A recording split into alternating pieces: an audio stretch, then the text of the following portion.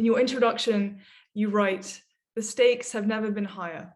The Earth has existed for 45 million centuries, but this is the first century in which one dominant species can determine for good or ill the future of the entire biosphere. Many of these determinations, you argue, will turn on science, environmental degradation, biodiversity loss, health, agriculture, communication, biotechnology, machine learning, raising profound questions that have ramifications for policymakers, politicians, economists, and so on. Questions like, how could lengthening lifespans affect society? Are we prepared to accept a machine's decisions on issues that matter to us? More recently, questions like how to respond to generative artificial intelligence, how to integrate chatbots like ChatGPT into society and education. This is the kind of background, this is what you slightly lay out in your introduction. And you, Martin, have a particular gaze on this background because you've spent much of your life researching astronomy and cosmology. And so my first question is, how does your very expansive perspective, both spatial and temporal, as an astronomer, bear on this book, focused, as you say, only on Earth and only in the present century? Yes, well, thank you very much. And let me say, first of all, it's a great pleasure to be interacting with you and your colleagues in Paris. I'm sorry I'm not there in person. But to answer your question, I've had a life of scientific research mainly, which is in astronomy, which is very international. But in my last, most recent 20 years, I've been engaged more in politics, science politics, through being president of our National Academy of the Royal Society, and also being a member of the House of Lords, part of our parliament. So I've had quite a lot of interaction with other communities apart from scientists, and certainly apart from astronomers. If you ask me, what does astronomy provide to give me a special perspective, I would say it provides a perspective on the far future. Let me amplify this. Most educated people know that we're the outcome of 4 billion years of Darwinian selection, starting from the primordial slime on the early Earth and leading to us. But I think many people who accept that somehow think that we humans are the culmination, the top of the tree. And no astronomers can believe that, because we know the sun is less than halfway through its life. As you said, it's been around for 45 million centuries, but it's got much longer than that in the future, and the universe may go on forever. And to quote Woody Allen, eternity is very long, especially towards the end. So we may be not even the halfway stage in the emergence of complexity in the universe. So that's the reason that astronomy is relevant to my background. But just to say one thing, of course, science can be our salvation as well as our doom. And the main point about the 21st century is that we wouldn't be living the kind of lives we do had it not been for the application of science. But the stakes are getting higher, and the challenge for us all is to harness the benefits of science while avoiding the ever more dangerous downsides. And I think that's the theme of the first half of my book. Yes, and we're going to get onto this very fine line between the good and the bad, the positive and the negative. I think for me and my particular personal interest, I think many of people in my generation certainly feel this, but I was very moved by how you cast your, as you say, expansive gaze on the climate crisis, the environmental crisis, which, along with the energy crisis, is one of the 4 subsections of your first chapter, Global Mega Challenges, which include population growth, biodiversity loss, biotechnology, computers, robots, and AI.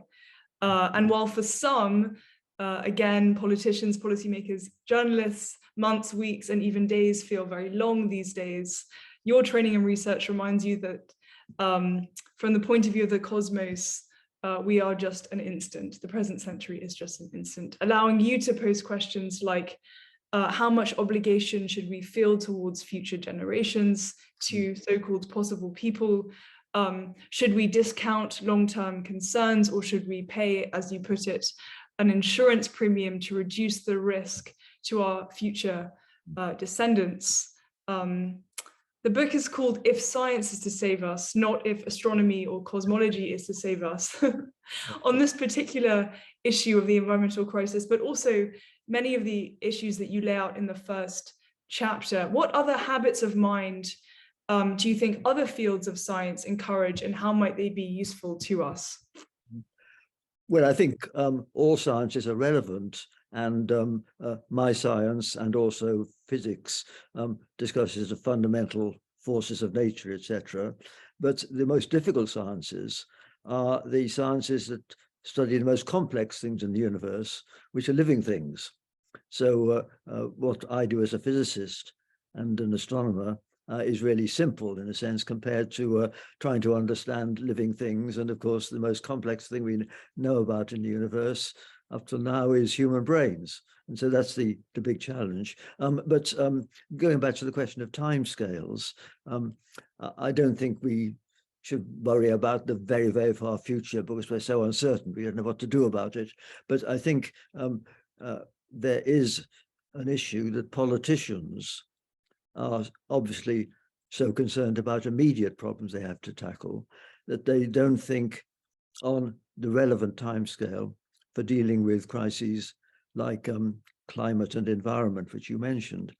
We know that if we don't act in the present decade, then global warming may get really dangerous in the second half of the century.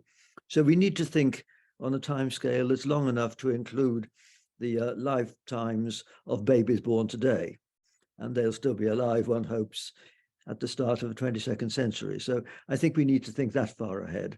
Beyond that, it's more controversial how much we can confidently predict, but we need to think that far ahead. And of course, politicians don't, and most economists don't, because they discount the future at, say, 4% per year or something, which means they don't give very much weight to what happens after the middle of our century. Do you observe this in the House of Lords? Well, the House of Lords is very secondary in the British Constitution, as you know, and it therefore is able to address longer term issues than the Commons is. And it's also got time to refine legislation. One of the useful things it does, I think, is to modify and improve the wording of legislation in a way that's normally agreed to by the government and by the Commons, but also it is an arena where one can discuss and debate these long-term issues. In fact, there was a debate last week on just these sorts of things we're talking about, and issues like should we allow GM crops? Should we allow assisted dying, and these more ethical long-term issues? They're often debated with a greater level of expertise, probably, in the House of Lords, which has membership from people who have been senior in all professions, although it does contain a lot of politicians as well. And recently, a lot of cronies of Boris Johnson have been put in, whether they deserve it or not. Great. I also want to be specific, scientific about how you're using the word science. It's an enormous word. So you just mentioned biologists, neurologists, physicians, and in your introduction, you say what distinguishes science. You say that the reason why you might want to save science is because it stands above or stands apart. It is distinguishable from other intellectual activities. So what distinguishes this broad word science, and how are you defining it? Yes. Well, there's a blurred boundary, and certainly I would include economics and the other social sciences. And the main point I'm making is that I'm concerned with the ways in which science doesn't just understand the world, but changes the world and allows us to change the world. And so since COVID-19, medical sciences has been at the forefront of our minds. But of course, the world's population wouldn't have got anywhere as large as it now is had it not been for improved agriculture and food and everything else. So our modern life depends crucially on science and technology, ever since the steam engine and right up to, I suppose, the smartphone, which is the most conspicuous embodiment of really advanced technology, which does change the world. And we'll continue, and we'll get onto this, and we'll very much continue to do so over the course of this century, the 21st century, and certainly the 22nd century, which hadn't really even started to think about that phrase until I was reading your book again this weekend. I want to talk briefly, Martin, about the history of science, as you do in your second chapter, Meet the Scientists, in which you describe the inception of the Royal Society in the 1660s in England, along with their motto, to accept nothing on authority. You describe too how they were committed to their own they were as committed to their own curiosities as they were to the practical agenda of their era. Mm-hmm. Then you jump forward a century, describing the establishment of the American Philosophical Society in 1769 with Benjamin Franklin as the first president. Of the 21st century, you write, despite all that has changed, the values and attitudes of the Royal Society's founders are enduring ones. So there are kind of two questions. One is, what has changed? And second, what has endured? Yes. Mm-hmm. Well, I think the motives of science to understand the world and change the world have not altered. But of course, what's altered hugely is the actual volume of stuff that we understand. And that therefore has led, unfortunately, to far greater specialization. The scientists in the 17th century, and indeed right until the 19th century, could be polymaths. And there was a blurred boundary between amateurs and professionals. Indeed, the word scientist in the English language didn't really exist until the 19th century. And so the early people who were involved in the Royal Society were polymaths and, in most cases, amateurs. And of course, one of the problems was they were just wealthy amateurs and therefore only a subset of the population. But that has changed since the professionalization of science in the 20th and 21st century. That's the biggest change, and that's led to the need for specialization and expensive equipment and all that, which means that now science is a sort of rather special profession. And that has downsides, and that's why it's important to write books that are accessible. And it's also important because more and more of the decisions that politicians have to take have a scientific dimension, whether it's medicine, environment, energy, and things like that. And so that being so, it's important that everyone has enough feel to participate in a democratic debate without it just being tabloid slogans. And so that's why science education is important, even though most people clearly can't be specialists in science. Great. We're going to get onto this just in my next question, but surely there is still a role for specialists. I mean, you're not arguing against, no specialization anywhere. No, they're essential, obviously, in medicine, etc. But I'm saying that they are now the dominant contributors to science. The amateurs can make some contributions, gathering data, etc., in botany and astronomy, etc. But I think it's important that even though the details of what a scientist does are technical and rather arcane, I think the basic ideas lying behind what they're doing and the potential applications of their work are potentially accessible to a wide public. And indeed, I think it's the obligation of scientists to make sure that they are made as accessible as possible. Yes. Okay. So this goes very nicely into my next question, which is something that you note has also changed, is that nowadays, I'm quoting you here, too few scientists engage broadly with society and with public affairs. Indeed, you continue the gulf between what is written for specialists and what is accessible to the average reader is widening. If science, it seems to me, having read the book now twice, is to break out of a cloistered academic community and into the mainstream conversation, if this gulf, as you put it, is to be narrowed, I think there are several points that need to change that you highlight.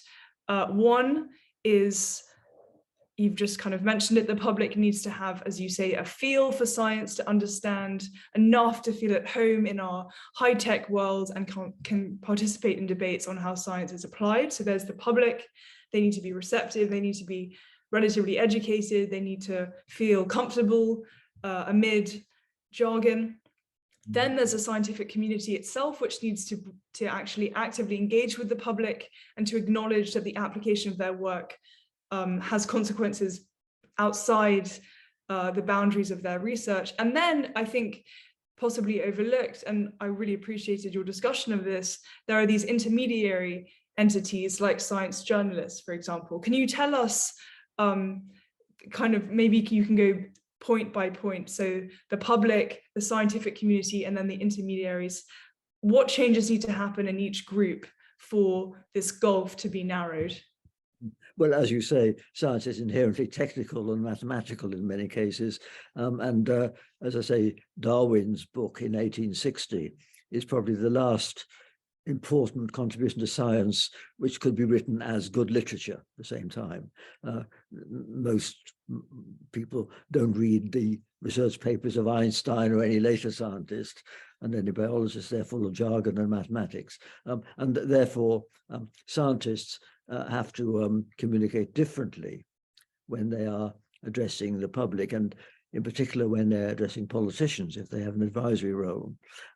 But as you say, it's crucially important to have communicators, professional communicators, who are able to digest the importance of new science and present it in an accessible way in newspapers and in the media.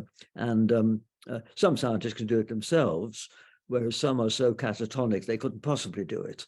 And so it's very important to have these intermediate figures who provide the breadth and the accessibility which the professionals don't themselves provide.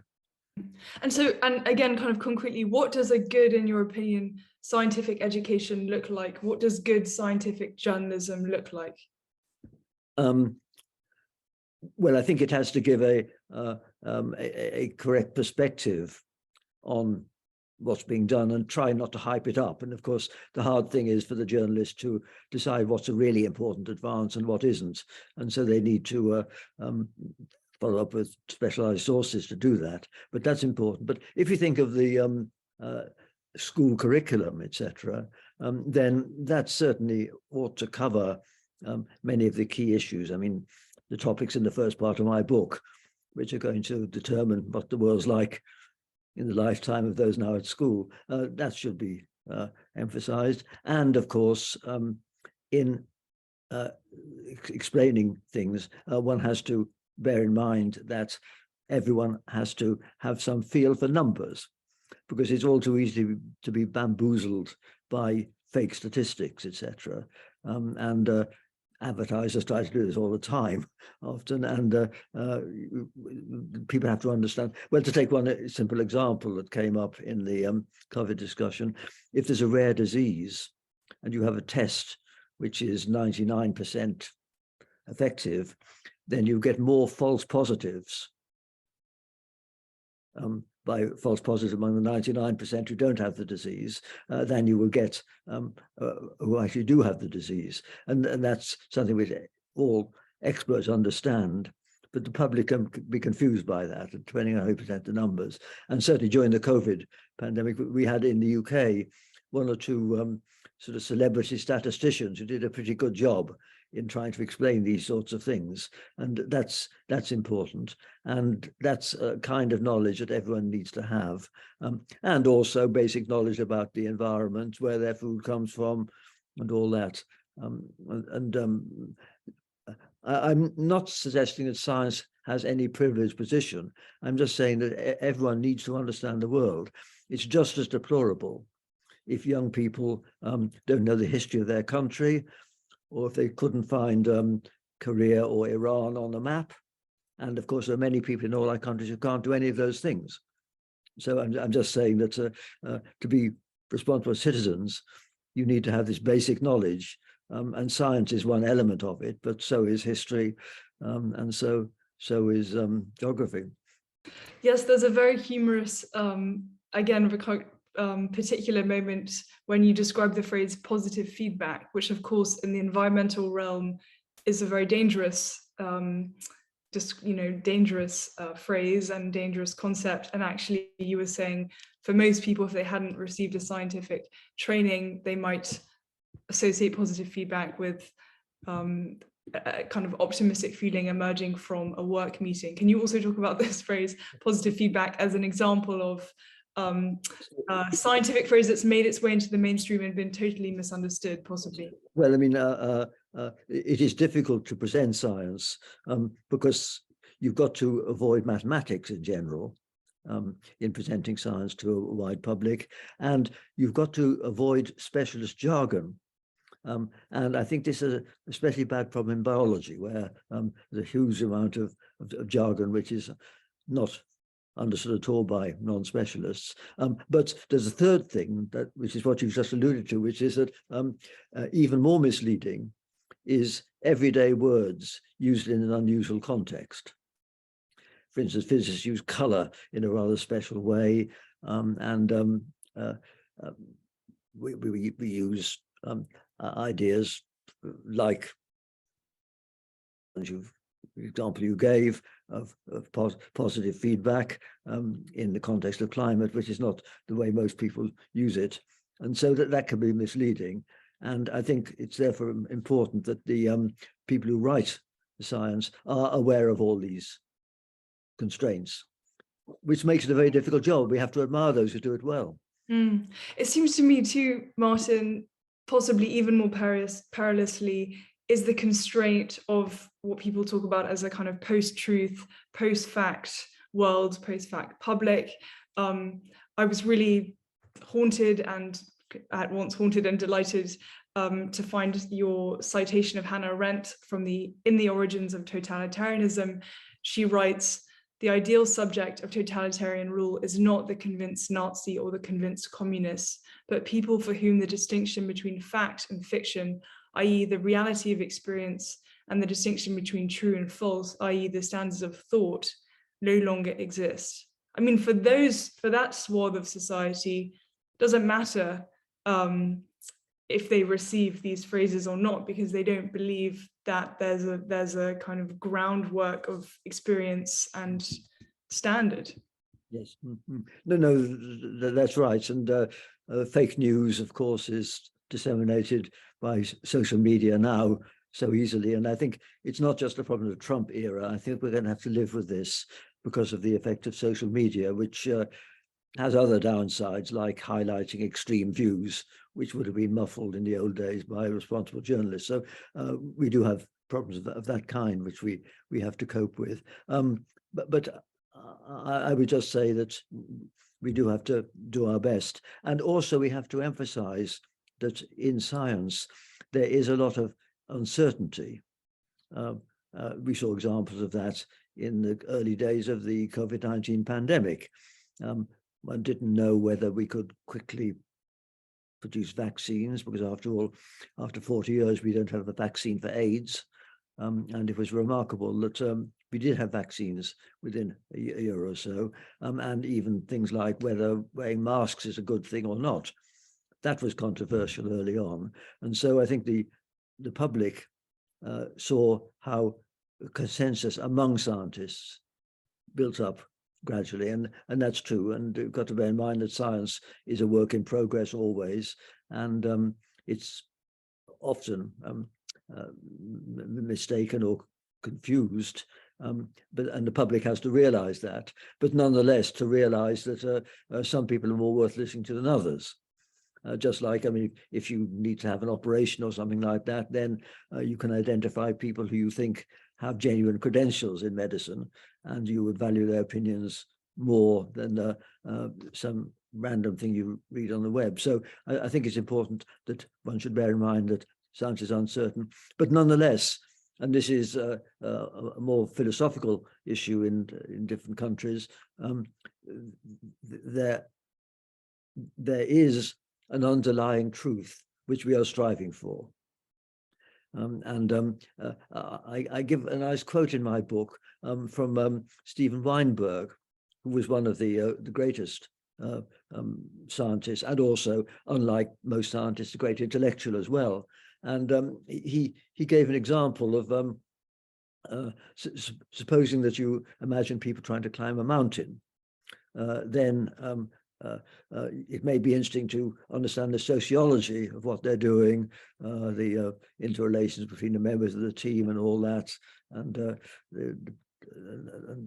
how they attitude, what their emotions are. But they're all trying to get to the top of the mountain. And when they get to the top of the mountain, they will know it.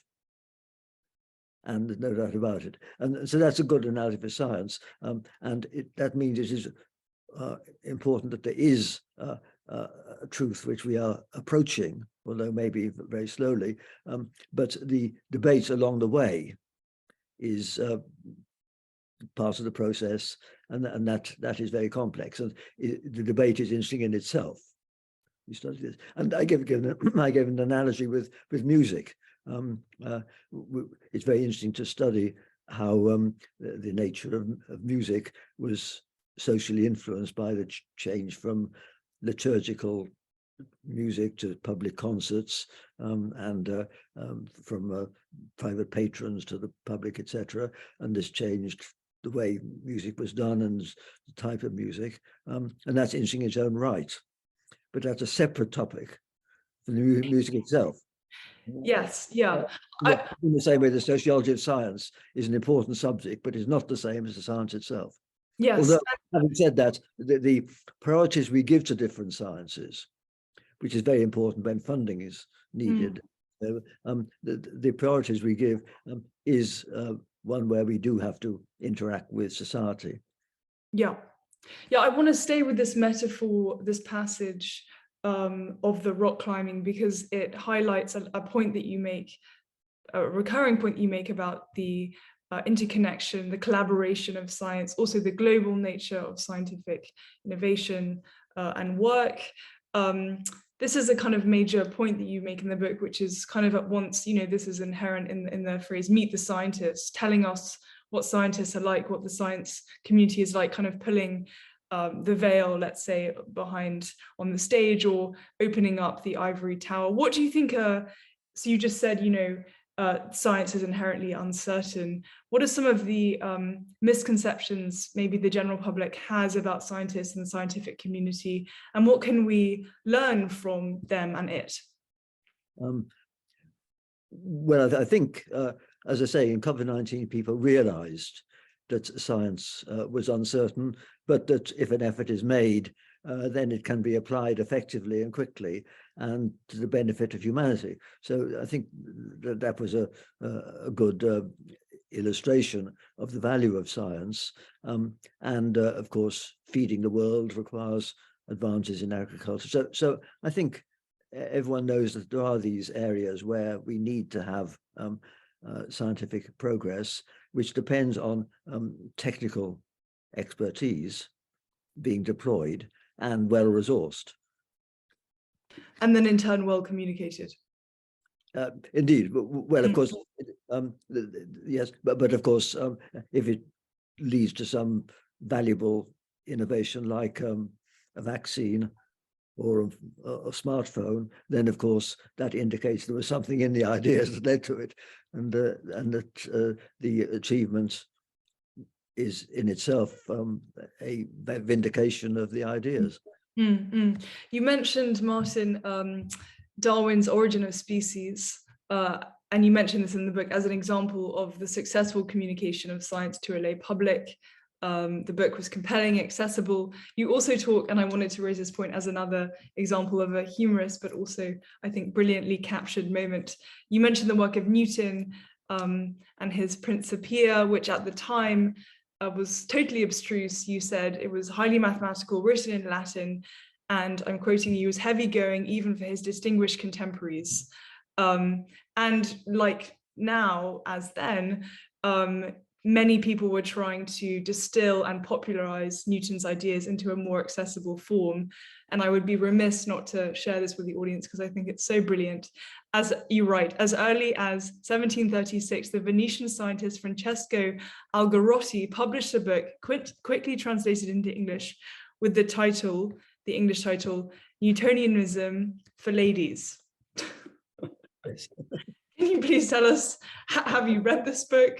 How could Newton's ideas be framed in a way that would only be interesting to ladies? Well, of course, again, I don't know, but of course, it's true, as you say, that Newton and indeed mathematics and astronomy were already technical long before Darwin's day, and could only be understood by specialists in mathematics. But I think the gender issue was I don't know why he put that in. Well, I don't know why. There is a general sense, just kind of pulling back, that pervades the book, that it seems like the future of humanity, and certainly from the environmental perspective, this is true, scientifically, empirically, that the future of humanity, that the so-called possible people of the 22nd century will look back on this century, the 21st century, as a kind of tipping point. You know, this phrase from the introduction kind of haunts us. The stakes have never been higher. Well, science, as you put it, in a broad sense that encompasses technology and engineering, lead to collective flourishing or catastrophe.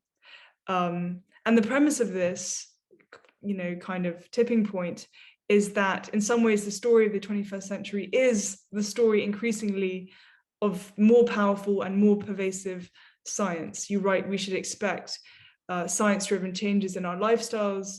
We should be evangelists for technology, not Luddites. The learning generally must be a lifelong process. You believe, I mean, would you agree that this is a kind of premise? This is a major through line of the 21st century? And also, as you know, you're at the later end of your life, how do you continue to embrace new scientific innovation and new technologies? Such doom calls. Yes. Okay. Well, I do my best, but I think the main point is that because there are more people on the world, all more empowered by technology, they have a heavier footprint, and that's why, for the first time, we do have to worry about humans collectively leading to despoilation of an irreversible kind of the natural environment, mass extinctions. And I quote the great ecologist E.O. Wilson, who says that if humans lead to mass extinction, it's the sin that future generations will at least forgive them for. In earlier centuries, there were far fewer humans, and they didn't have such a heavy footprint. They didn't use much energy, etc. And so they couldn't really destroy the rest of nature, whereas now we can, and that's a big ethical challenge. And we've also got to apply science to give us the energy that we need without CO2, without fossil fuels and all that, if we want to preserve the climate and not lead to mass migrations and making parts of the world uninhabitable. So it's really that there are more of us and we're more demanding, and that's why our impact on the world in a physical and biological sense is different from what it was in earlier centuries.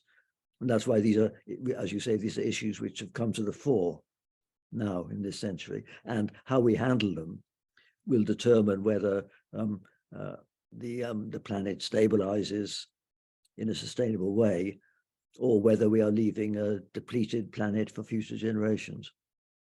Well, there's also the issues that have come to the fore, but there is also the emergence of these tools, which in themselves are neutral, but how they might be used. Again, to use your phrase here, they could lead to flourishing or they could lead to catastrophe. And this kind of goes back to your first chapter, in which you broach questions of biotechnology, computers, robots, artificial intelligence. To make this point, Martin, can you pick your possibly kind of favorite example or most poignant example of a neutral tool in itself that could lead in one of two ways. Well, of course, 50 years ago, one would have said nuclear physics, which led to bombs. But I think now, I think the most obvious example is understanding viruses. And we had the fine example of understanding viruses, which led to vaccines. But there's a real downside because through this understanding, it's possible to make viruses more virulent and more transmissible than they are in the natural state. It's called gain of function experiments. And these experiments have been done on the influenza virus 10 years ago, and they could be done on the coronavirus that we had, and could lead to a virus which could spread globally, which is more dangerous than COVID-19, a high fatality rate or something. And the point is, and this is an emphasis in my book, which is something new about recent decades, which is that even a few people of evil intent can trigger a global catastrophe. That was not possible. I mean, the worst an individual could do would be to kill a few people, etc. Whereas now you could imagine that someone can create a dangerous virus and release it, and that could spread globally. And this is something new. And I think analogous to that, although not quite so serious, is the possibility of cyber attacks, because an individual can attack the structure on which the electricity grid in the whole country depends, or attack the internet. And just think how much worse off we would have been if the internet had failed during the COVID-19 shutdown. You know? And so the new thing, which stems from those particular new technologies, bio and cyber, is the potentiality for few individuals to have consequences cascading globally. And I think this is my number one nightmare. And I think it's got to lead to some changes, because we've got to realize that there are three things we'd like to preserve in our societies: freedom, security, and privacy. And I think we can't have all three. And I think if we want to ensure that some crazy loner can't cause a catastrophe, the stakes are so high, that catastrophe should be so bad, that we've got to give up privacy and accept more universal surveillance, so as to rule out or reduce the possibility of the really bad actor causing catastrophe. So that's an example, which is a serious tension between three qualities we want to preserve in society. It's so striking, I think, because it cuts strongly with your very hopeful ending, which is basically making a very similar point, but in the reverse. So you're citing people, very strong individuals like Pope Francis, David Attenborough, Bill Gates, Greta Thunberg. You know, in other words, the power of few individuals to have a major force for good. And you write, we need more such individuals to influence us and our political leaders, individuals who resonate with science but can inspire the ethical guidance and motivation that science alone can't offer. To quote an optimistic thought from Margaret Mead, never doubt that a small group of thoughtful, committed citizens can change the world. Indeed, it's the only thing that ever has. That's basically the same point, but made in the reverse. Yes, indeed. And that's really because scientists themselves can't influence politicians very effectively, because politicians have urgent agendas. But politicians will respond if they know that the wide public supports them and they won't lose votes. And that's why we should be so grateful for that disparate quartet who I mentioned of influencers, and there are others, of course, who have raised these environmental issues on the agenda. And to get a particular example, David Attenborough's films have made people care about pollution in the oceans, which very few people were aware of. And that's one example. And so we need those people to do what scientists can't do so well directly because they don't have access to the mass media and aren't so skilled. And so that's why we need people like that. And so that is a hopeful sign that the public will be influenced and will therefore accept that we do need to plan to cut down fossil fuels and ensure that we can be safe against these disasters. You ended on a hopeful note in the book. Are you yourself hopeful? Well, I'm rather ambivalent. I think we will have a bumpy ride through this century. I think we're going to have situations far worse than the ones we've contended with the last few years. I think the chance of a mega disaster wiping everyone out is pretty unlikely, but I do feel very concerned that we will have a bumpy ride, especially if we don't do something to reduce inequalities, not within nations, but between the global north and the global south. And the global south, which will be 4 billion people by mid-century, they naturally will aim to develop a quality of life comparable to what we already have here in Europe. And we've got to ensure that they can do that without going through the stage of burning lots of fossil fuels that we went through. And so just as countries in Africa have leapfrogged directly to smartphones and never had landlines, so they've got to leapfrog directly to solar energy and other things like that. Not go through a phase where they depend on fossil fuels in a way that we did, and China and Russia and other countries have done. Yeah, thank you so much. I'm just looking at the time and I want to make sure you have enough time for audience questions. We've had one, and I would encourage everyone else in the audience to please go ahead and post your questions. I have more questions for Martin as your but please, yeah, post them. We have one from Carol Kaysen, who says, are we not as a species terribly ill-equipped to deal with multi-generational issues as a result of our long evolution optimized to deal with short-term fight or flight challenges? I imagine that might be a question for one of your biological colleagues, but maybe you can talk about the fight or flight part of human responses. But I think we are, and to think long term is, of course, inhibited by uncertainty about what the future will be like. In fact, in my book, I give up what at first sight seems a paradox, that in the Middle Ages, where people thought that the world might end in 1,000 years, and their perception of the size of the world was far less than we now, they nonetheless planned ahead. They built cathedrals, thinking a century ahead, because they wouldn't be finished in their lifetime. Whereas now we've got a view of the universe and the Earth that will last for billions of years, and we've got far more technology, etc. But we don't think as long term as cathedral builders did. Now, at first sight, it's a paradox, but there is a reason. The reason is that in the Middle Ages, people may have thought the world would end in 1,000 years, but they thought in the meantime things wouldn't change much. They thought their children and their grandchildren would live similar lives to them, and therefore they would appreciate the finished cathedral.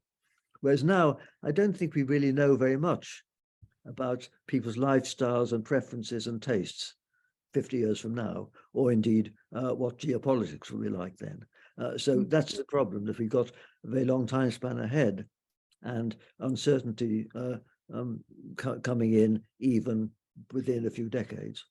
So while we wait for more questions, as ever, please go ahead and post your question. I wanted to pick up a little bit on this ending too, and ask you another question about what the kind of governance of society might actually look like in your view, because in this final passage and also throughout the book, you talk about, and you've talked about in this talk, you know, the role of scientists in relation to politicians, in relation to economists.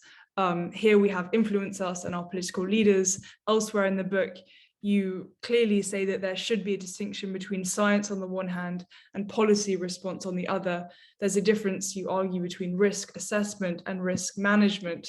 You're not calling for legions of scientists running the country. You're not calling for a technocratic society. Can you tell us about the importance of the importance of science, but there's also the importance of keeping scientists maybe in their place?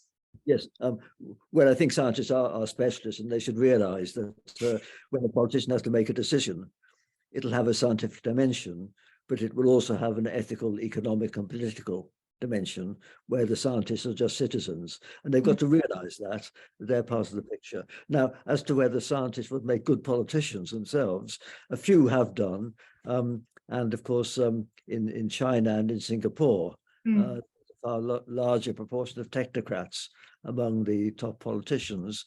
I don't think we want to go perhaps as far as that. I think it's good to have a wide range, but everyone does have to have a feel for science to a greater extent than the average politician does now in order to assess the advice they're given. Thank you. We have a great question from Michael, who says, you mentioned the trend in science where it's becoming much more specialized. To me, scientists seem to be in narrower silos, focused on even smaller slices of the cosmos. Yet it seems there's as much value in seeing the connections across the sciences to provide the distance and perspective necessary to see causal relationships and important trends. Do you agree with this? And if so, how can you convince your fellow scientists to collaborate more outside their silos? Yes, well, I do agree, but I think that's why we need generalists as well, to make people aware of the wider implications of their work, and indeed of the interrelation between different scientific disciplines. But on the other hand, I think specialism in making progress. In fact, I think I make the point that if scientists ask what they're doing, they don't give a grandiose answer like understanding the universe or trying to cure cancer. They will give an answer which sounds very specialized and arcane. But that's how progress is made. I mean, curing cancer is something which is going to involve a whole lot of different processes being understood. It's only cranks or geniuses who try and solve big problems in one go. And so I think it's inherent in science that the professionals are going to be focusing for most of their time on something which may seem very narrow. And of course, the occupational risk is that they forget that that's only worthwhile insofar as it's part of some big picture, solving a grand and important problem, or being part of general culture. It's I think it's a really interesting point, Michael, because it also touches on a question that I suppose it's something I was thinking about as I was reading the book, which is that there are the kind of inner silos within the scientific community, and then there are, of course, the disciplinary silos of literature, history, different kinds of sciences, maths. And it seems to me, you were kind of bemoaning, Martin, the loss of the polymath, the generalist, the jack of all trades, the Renaissance man, I mean, however you want to call it. And maybe while certainly like individuals themselves aren't as skilled at being generalists in the 21st century, I think there is a move, and I see it here in Paris, to try and recreate these kind of communities where cross-pollination can happen. So like there's these institutes, and at these institutes they might have a cohort that includes a kind of scientist, an architect, a writer, a poet, a translator. Do you see this at Cambridge? Do you see this in the I think it's very important. I think Cambridge is perhaps fortunate compared to most big universities in having a college system, which is where each college is a microcosm of the university. And this is good for the students. They have personal attention, but it's also good for the faculty, because when I was a young professor, when I first went to Cambridge, I became member of a college, and I immediately had the chance to meet at the cafeteria at lunch, leading senior people in quite different subjects. Great biologist Sidney Brenner and people like that, and Bernard Williams, a philosopher, and all that. And so I think that's an environment which allows people to be in their silo, also to have everyday contact. And many universities don't enable that. If you're an ordinary faculty member, then you probably only in your working day see other people in your same faculty. And the Cambridge system is better than that. But more generally, I think the wider people's culture is the better. And all I'm saying is that their working hours, which is only half of the day, may have to be focused, whatever they're doing. And that's true of any creative artist.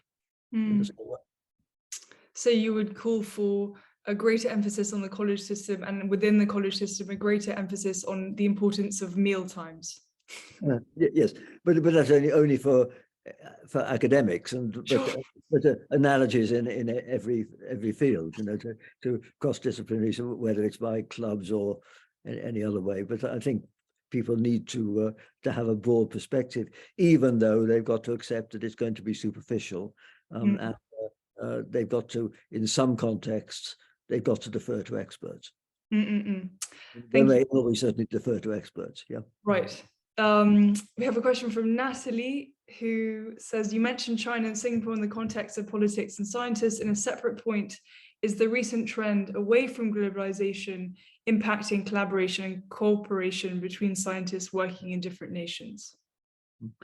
Well, I think it's very important that we should preserve scientists, because science interactions, because even in the depth of the Cold War, scientists in East and West collaborated, and things like the conferences actually helped to provide back channels to the public. So it's very important that science, which is a global culture, proteins and protons are the same everywhere in the world, they should try to preserve these contacts. And I think it's very important we continue to have scientific contact with China in particular. And I would certainly argue that. But I think we have to bear in mind that science is just one segment of the community, and but it's easier for them to straddle boundaries of nationality and faith than people in other professions. Yeah, there's been some really interesting coverage on this is to your point, Natalie, and to Martin's response, coverage of the fallout of Russian scientists from the scientific community as a consequence of Russia's invasion of Ukraine. Yes, well, there's been a particular issue in CERN, the big lab in Geneva, where the Russians are important participants. And the question is that okay or not? Or can they be involved as individuals without necessarily being represented by their institutes? So that's a serious issue at the moment, but we should try and ensure that science does straddle all boundaries if we can. I have a kind of comment, which I think I can turn into a question, from Sarah Vaughan, who writes, I was privileged to witness the birth of biophysics at the Institute of Theoretical Physics in Santa Barbara and the fostering of cross-disciplinary conversations, but most education in the US seems to see the purpose of education is to allow graduates to make more money. I don't know if you're seeing this in the UK at Cambridge. I suppose the kind of related question is how to incentivize undergraduates to study science when there is certainly an incentive to make some money in life. Well, of course, one thing is the inequalities are grossly excessive. I mean, there are each of the big banks and similar companies in the US, in the UK even, has hundreds of people earning seven-figure salaries. Whereas in universities aren't very many earning even six-figure salaries. So that's an excessive inequality. So I think we do need to ensure that there's a more equal system. Otherwise, I think we'll have a continuing social unrest. So this is actually this gets that's to really an answer. Yeah.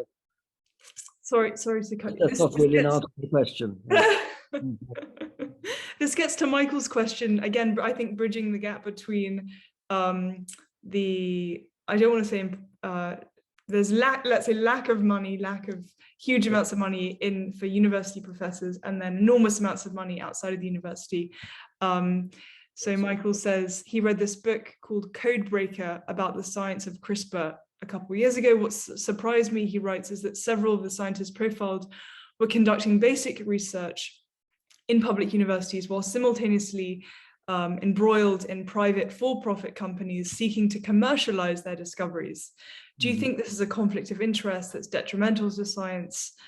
Scientific research, he writes, is so expensive. Do you have ideas about how scientific research can be better and more effectively funded?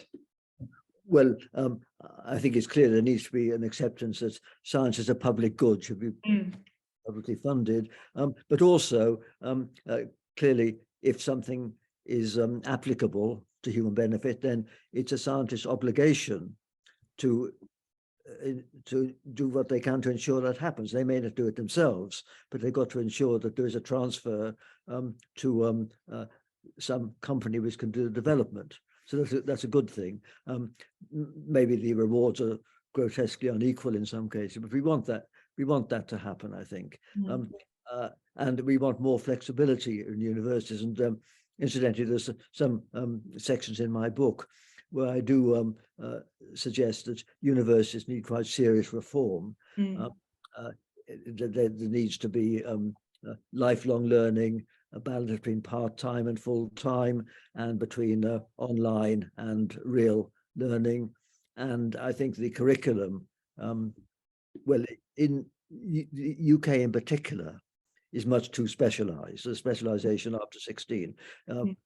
International baccalaureate would be a good start to go to that. But also, I think we need to have a broader curriculum in universities for most people, because most people aren't going to be academics. They're going to go into business or something else. And they don't want to study just one branch of science. They don't want to study just history, just philosophy, etc. They need a broad education. And I think the Americans do a better job on that front than the Brits do. And I think we need to broaden out. But I think the need for lifelong learning is going to be more acute with rapidly changing technology and longer active lives.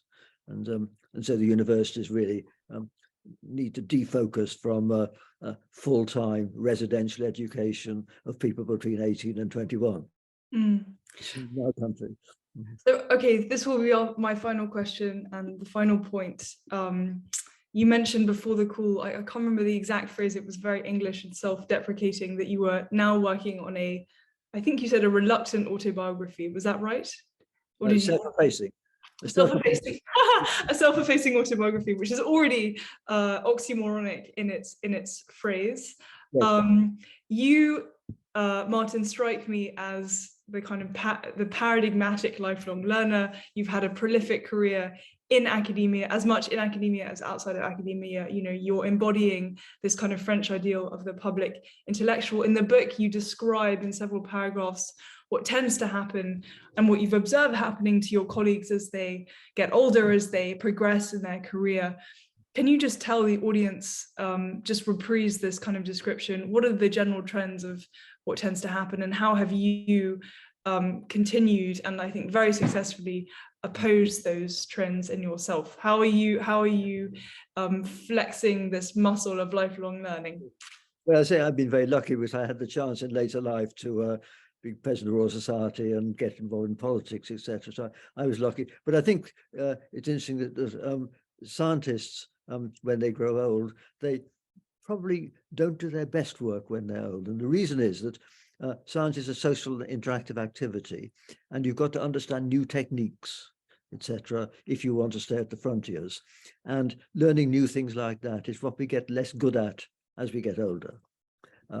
People can go on a plateau, as it were, doing what they were good at in the past. But I think the real innovations will come from younger people. The older people are unlikely to do their best work when they're old. And here's an contrast with, say, composers. Because for many composers, one would say their greatest works are their late works. Mm. I think the difference is that if you're a composer, then you're clearly influenced by the prevailing styles when you're young, but thereafter it need only be an internal development. Mm. Beethoven's three phases, as it were, of internal development, and that's all you need. Whereas science needs new input all through your career, and that's what we are less good at absorbing. And so it's no coincidence that many composers are such that their last works are their greatest, but there aren't very many scientists who you would say did their best work when they were old. Oh, there's another rather dangerous way in which some scientists grow old, and that's that they still want to be scientists. They want to understand the world, but they're not happy to go on doing what they're good at, and they therefore overreach themselves. They go into new fields where they have no expertise and embarrass themselves and their admirers. I perhaps won't give examples, but I'm slightly worried because two of the previous holders of my chair in Cambridge went that way in their later years. So I was worried I might go the same way.